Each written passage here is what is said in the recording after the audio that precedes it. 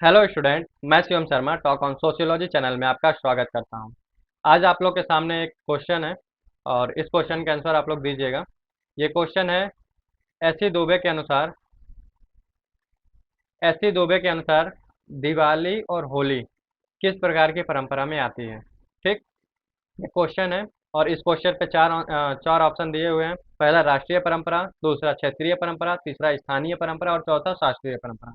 ये चार प्रकार की परंपरा दिया हुआ है। इसमें से आप जो है, जो सही ऑप्शन है उसका उत्तर दीजिए। तो चलिए देखते हैं। ये शास्त्रीय परंपरा है। एस.सी. दुबे ने दिवाली होली जो परंपरा बताई है किसमें रखा है, शास्त्रीय परंपरा में रखा है। थोड़ा सा हम इसको डिटेल में समझ लेते हैं।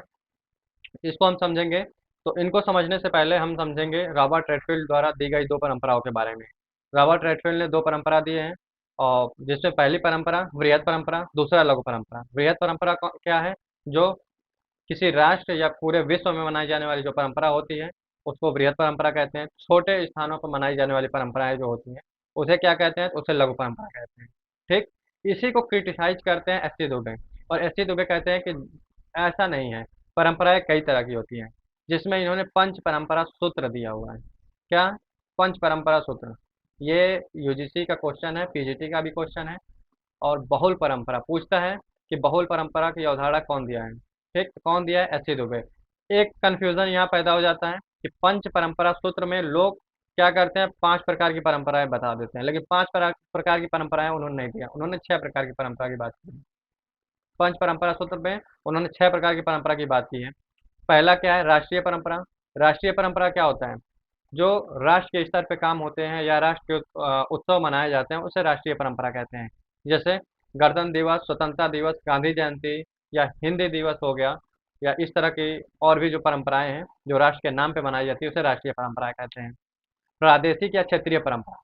प्रादेशिक या क्षेत्रीय परंपरा जो होता है, राष्ट्र के नीचे जो स्तर होता है, जैसे राज्य हो गया या किसी बड़े क्षेत्र में या भूभाग में मनाई जाने वाली परंपराएं होती हैं जो विशेष रूप से उसी राज्य या किसी बड़े क्षेत्र के नाम से जानी जाती हैं। जैसे किसी राज्य का स्थापना दिवस हो गया, बिहू हो गया जो असम में मनाई जाती है, पोंगल केरल में, वैसाखी पंजाब में और छठ बिहार में मनाया जाता है। ठीक, फिर आगे हम देखते हैं स्थानीय परंपरा। स्थानीय परंपरा ऐसी परंपरा होती है जो छोटे स्तर पर मनाई जाती है। छोटे, जैसे गांव में मेला हो गया। ठीक, कोई त्योहार हुआ, उस त्योहार में मेला लगता है गांव में, तो वो क्या हो गया? स्थानीय परंपरा हो गई। ठीक, अब हम देखते हैं स्थानीय उप सांस्कृतिक परंपरा। स्थानीय उप सांस्कृतिक परंपरा क्या होता है? जब स्थानीय परंपराएं लगती हैं, ठीक, उसमें कुछ छोटे छोटे और परंपराएं या कुछ सांस्कृतिक कार्यक्रम होते हैं जो कि की जाती हैं। जैसे रक्तदान शिविर हो गया, या कुछ दान देने की प्रथा होती है कहीं कहीं की। वो दान जो है गांव या किसी क्षेत्र में हित के काम के लिए बाद में लगाया जाता है। उस तरह की उप सांस्कृतिक परंपरा बना ली जाती है।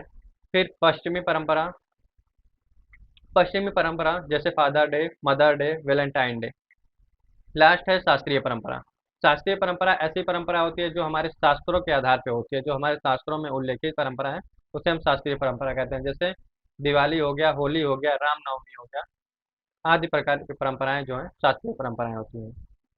आई थिंक ये चीज़ें आप लोग को बहुत अच्छे से समझ में आ गई होंगी। और ऐसे ही सोशियोलॉजी के छोटे छोटे टिप्स और छोटे छोटे जो है वीडियोस पाने के लिए, जिसमें यूजीसी की तैयारी कंटिन्यू करने के लिए हमारे चैनल को फॉलो करिए, लाइक करिए और सब्सक्राइब करिए। Thank you so much.